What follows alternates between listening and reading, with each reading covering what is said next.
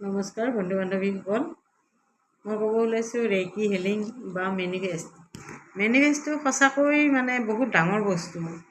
মই যেতিয়া সৰু আছিলোঁ, একেবাৰে নাজানো, প্ৰায় 6-7 বছৰ বয়স, তেতিয়াৰ পৰা নাজানো, মই খেলিছিলোঁ, চাগে সেইটোৱে মেনিফেষ্ট হয়।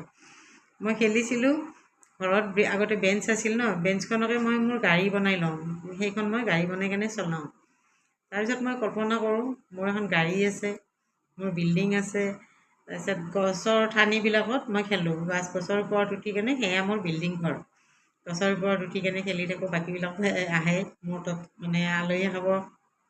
তাৰপিছত মই নিজে নিজে এনেই সৰুৰ পৰা কল্পনা কৰি থাকোঁ যে মই নিজাকৈ গাড়ী কিনিলোঁ, গাড়ী চলালোঁ, মোৰ ঘৰত এইটো বস্তু কিনিলোঁ, সেইটো কিনিলোঁ, কিবা কিবি বহুত আৰু কিবা কিবি। এই মেনিফেষ্ট কৰোঁতে কৰোঁতে চাগে মালিকে নেদেখাজনে মই যিখিনি সৰুতে ভাবিছিলোঁ, মেনিফেষ্ট কৰিছিলোঁ, গোটেইখিনি মোৰ পূৰা হৈছে।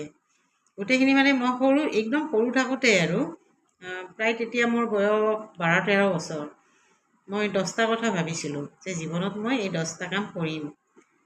এতিয়ালৈ 8টা পূৰা হ'ল, আৰু 2টা আছে।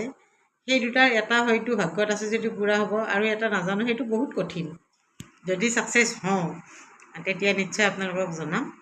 এতিয়া মোৰ সেই 8টাৰ 2টা পূৰা হ'ব আছে।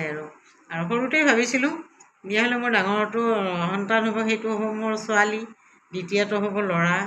বিয়াৰ পিছত মই হেৰিত নাথাকোঁ, গাঁৱত নাথাকোঁ বা শহুৰৰ ঘৰত নাথাকোঁ, বাহিৰত থাকিম, হাজবেণ্ডৰ লগত কোৱাৰ্টাৰত থাকিম, এইবিলাক ভাবিছিলোঁ।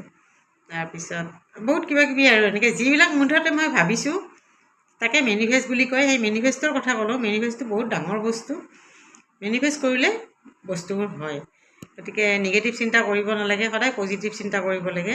কি হৈ গ'ল সেইটো নহয়, সেইটো কামটো কেনেকৈ সমাধা কৰিব পাৰিম। কিবা এটা হ'ল, মোৰ লগত কিয় এনেকুৱা হ'ল, হ'ব নালাগিছিল, কিয় বা হ'ল, মোৰে কপালখন বেয়া, সেইটো নহয় আচলতে। যি হ'ল ভাল হ'ল, আৰু যি হ'ব ভাল হ'ব। সদায় মেনিফেষ্ট কৰি থাকিব সকলোৱে।